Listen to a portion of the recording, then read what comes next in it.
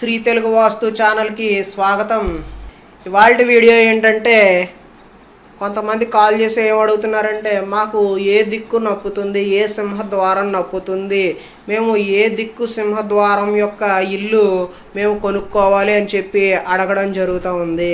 దీని మీద నేను ఇప్పటికే వీడియో చేయడం జరిగింది. ఏ వర్గు వారికి అంటే పేరులోని అక్షరం ఏదైతే ఉందో మొదటి అక్షరం దానికి అనుగుణంగా మనం ఏ దిక్కు సింహద్వారం ఉంటే మంచిది, ఆ దిక్కు ప్లాట్ కొనుక్కోమని చెప్పడం జరిగింది. ఆ వీడియో ఎవరైనా మిస్ అయితే నేను ఐకార్డులో ఇస్తున్నాను, అది క్లిక్ చేసి మీరు చూడవచ్చు. దీంట్లో వచ్చేటటువంటి కొన్ని సందేహాలు, రెగ్యులర్గా వచ్చే కామెంట్స్, రెగ్యులర్గా వచ్చే కాల్స్కి నివృత్తి చేయడం కోసం దీన్ని మరొక వీడియో చేయడం జరుగుతుంది. ఇప్పుడు మీ పేరు మీద తూర్పు సింహద్వారం ఉందని అనుకోండి, తూర్పుకు సంబంధించిన ప్లాట్ కొనుక్కున్నారనుకో, అంటే తూర్పు రోడ్డు ఉన్నటువంటి ప్లాట్ కొనుక్కుంటే మీరు తూర్పులో రోడ్డు ఫేసింగ్లోనే మీరు సింహద్వారం పెట్టుకునే అవకాశం ఉంటుంది. కాబట్టి మీరు తూర్పు రోడ్డు ఉన్నటువంటి ప్లాట్ కొనుక్కోవడం ఉత్తమం.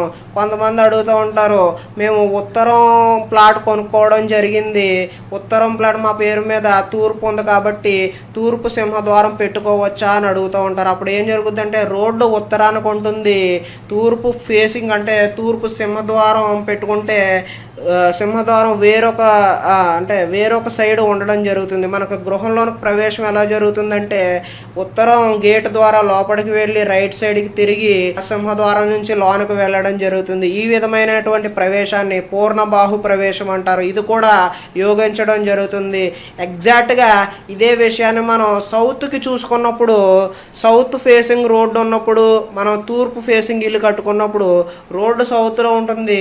సౌత్ నుంచి గేట్ నుంచి లోపలికి వచ్చి మనం లెఫ్ట్ సైడ్కి తిరిగి తూర్పు సింహద్వారం నుంచి లోనికి వెళ్ళినప్పుడు లెఫ్ట్ సైడ్ తిరుగుతాం కాబట్టి దాన్ని హీనబాహు ప్రవేశం అంటారు.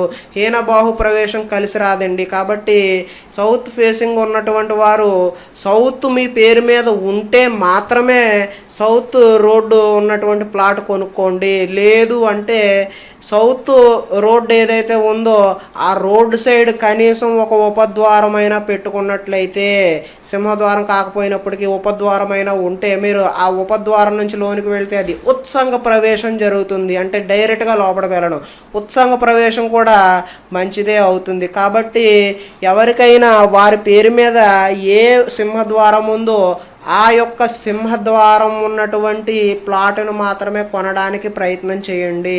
ఇప్పటికే మీరు ప్లాట్ కొనుక్కొని ఉంటే ఈ విధంగా పూర్ణబాహు ప్రవేశం జరిగే విధంగా కానీ, ఉత్సంగ ప్రవేశం జరిగే విధంగా కానీ మీరు గుమ్మాలు ఏర్పాటు చేసుకుంటే మీకు కలిసి వచ్చే అవకాశం ఉంటుందని తెలియజేస్తున్నాను. గుమ్మాల గురించి, ఫేసింగ్ల గురించి నేను క్లారిటీ ఇచ్చాననే అనుకుంటున్నాను.